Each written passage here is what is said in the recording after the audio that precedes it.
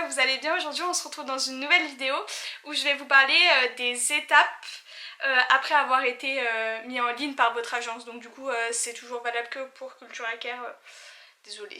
Alors du coup, que je vous explique un peu. Alors donc en gros, une fois que vous avez été mis en ligne, donc vous avez eu votre réunion en anglais, je vous l'ai pas expliqué mais je peux vous l'expliquer très rapidement. C'est simple, la réunion en anglais.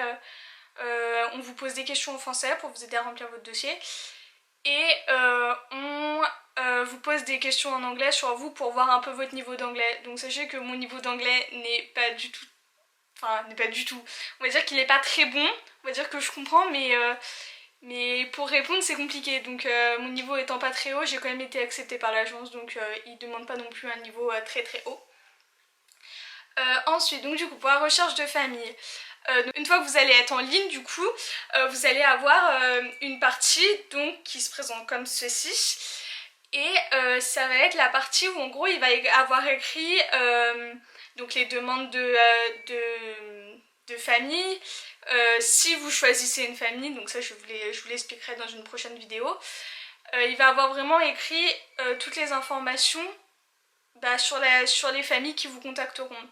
Donc ma situation elle est un peu compliquée parce que pendant une période, Culture Hacker avait fait des exceptions et acceptait que les personnes qui avaient 200 heures de garde d'enfants et qui étaient capables de s'occuper d'enfants de 0-2 ans pouvaient, avec 20 heures de conduite, pouvaient être en ligne et donc pouvaient commencer la recherche de famille.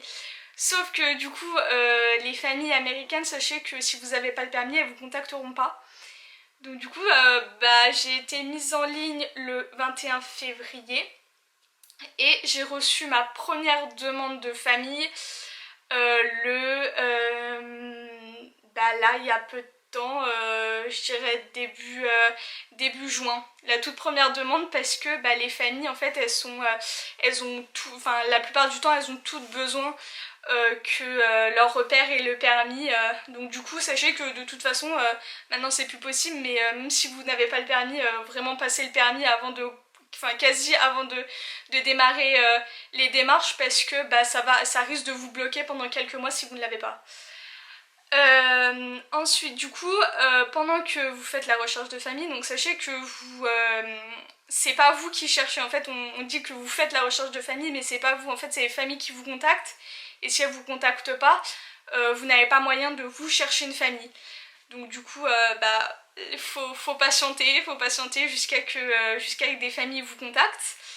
En attendant, si vous voyez que effectivement il n'y a pas de famille qui vous contacte ou qu'il y en a très peu, vous pouvez essayer d'améliorer votre profil.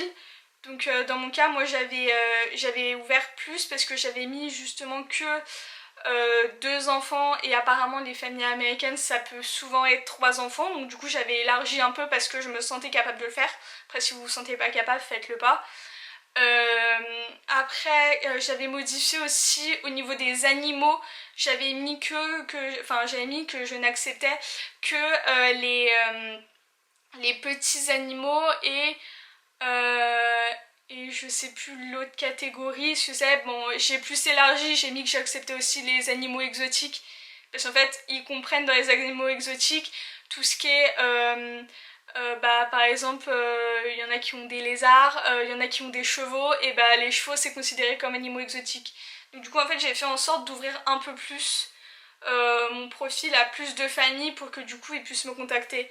Après, c'est pas forcément parce que vous allez rajouter des choses que plus de familles vous vont contacter. Faut juste du coup vraiment attendre qu'ils vous contactent. C'est vraiment ce que je peux vous conseiller, genre vraiment d'attendre. Et enfin vraiment ouais, il n'y a rien d'autre à faire. Une fois qu'une famille vous contacte, vous pouvez toujours... donc vous pouvez, alors c'est simple, vous pouvez soit... donc vous avez une petite description de la famille avec la ville où elle est, du coup l'état où elle est, vous voyez son profil, donc vous pouvez soit, et elle écrit la plupart du temps un petit message, j'ai écrit un message, vous pouvez lire le message. Donc vous pouvez cliquer sur son profil, vous avez toutes ces informations. Pour les informations, sachez que il y a des informations que vous verrez pas forcément si vous décidez de ne pas matcher avec eux. Je sais que moi dans mon cas, je viens juste de matcher avec une famille et il y a des informations qui étaient visibles qu'une fois que j'ai matché avec la famille. Avant, je les voyais pas, ces informations. Par exemple, les numéros de téléphone des parents, je ne les voyais pas avant, ce qui est normal du coup. Je ne les voyais pas avant qu'on ait matché. Ensuite, donc du coup, soit vous décidez que la famille vous plaît, donc vous pouvez demander à discuter avec eux. Après, ce que je conseille toujours, c'est que même si la famille ne vous plaît pas, parlez avec eux parce que ça fera toujours, ça vous améliorera toujours votre anglais. Et parce que même si la famille en soi elle vous plaît pas forcément sur ce qui est écrit sur son profil, elle peut toujours très bien vous plaire une fois que vous avez commencé à parler avec eux. Il peut très bien avoir un super bon feeling et que finalement c'est une famille qui vous correspond, que vous pensiez qu'elle vous correspondait pas forcément. Donc essayez de parler toujours avec les familles qui vous contactent parce que ça peut être un bon moyen justement d'améliorer votre anglais et que au moins de toute façon ça peut être que du positif, même si vous matchez pas avec eux derrière, ça peut être que du positif. Donc voilà. Ensuite, qu'est-ce que je peux vous expliquer d'autre? Je réfléchis au niveau... je suis en train de réfléchir par rapport à mon dossier, comment je le vois. Après, je peux vous... Si, sur les dossiers des familles, vous allez pouvoir voir aussi donc, les informations personnelles. Donc c'est-à-dire que vous allez voir... personnel, vous n'allez pas voir, ça dépend des familles en fait, soit vous allez pouvoir voir leur adresse précise et un numéro de téléphone, soit vous ne le verrez pas du tout, ça sera qu'au moment du match. Par contre, vous allez pouvoir voir donc les informations sur les enfants, donc leur âge, ce qu'ils aiment faire, le planning des journées des enfants, du coup leur date de naissance, vous allez pouvoir voir le travail des parents, vous allez vraiment voir en fait toutes les informations sur la famille. Alors c'est pareil, faut pas par exemple commencer à lire juste une page du profil ou juste regarder les photos ou la ville et faire la ville elle me plaît pas, ou imaginons la ville elle me plaît donc ça va forcément aller avec la famille. Non, parce que par exemple je vais reprendre mon cas. C'est que quand j'ai commencé à parler avec la famille, alors la première famille avec qui j'ai parlé, elle habitait dans l'état de Virginie. Donc c'était pas vraiment un état qui me plaisait en soi. Moi j'aurais plus aimé être sur la côte ouest. Donc c'est vrai que j'étais pas forcément très emballée. J'ai quand même décidé de parler avec eux. Ça a pas fonctionné entre nous, mais par exemple ça aurait pu très bien fonctionner.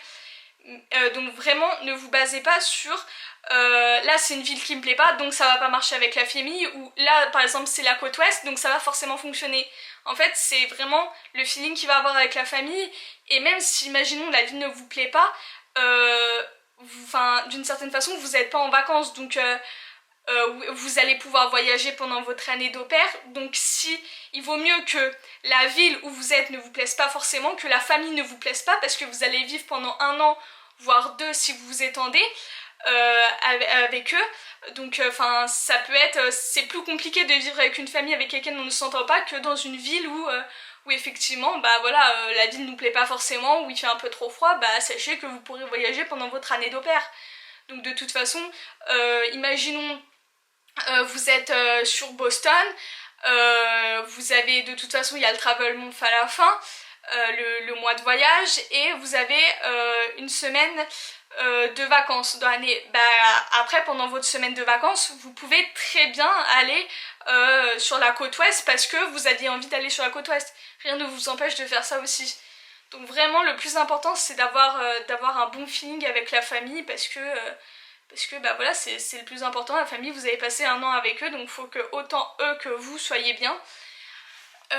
Ensuite, donc du coup sur le profil vous allez voir aussi leurs photos, puisqu'ils ont mis dans leurs photos l'emploi du temps de l'au pair qu'elle aura, si ça vous demande de conduire, de savoir nager, si imaginons vous êtes autorisé à fumer ou pas.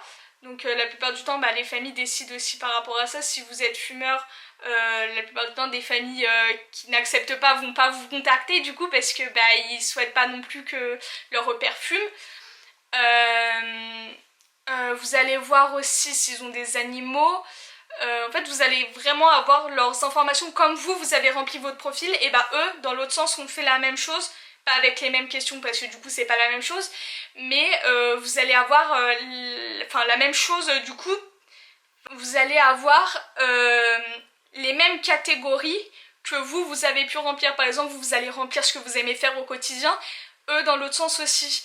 Vous allez mettre si vous êtes fumeur ou non, eux vont le mettre aussi. En fait, il y a certains points qui vont se retrouver, d'autres non, parce que forcément, c'est pas la même chose, mais il y a certains points qui vont se retrouver. Après, les conseils que je peux donner, c'est vraiment d'attendre en attendant. Parce que, en attendant que des familles vous contactent, parce que de toute façon, vous ne pouvez rien faire d'autre. Alors oui, une chose très très très importante. Ne contactez pas des familles sur Facebook.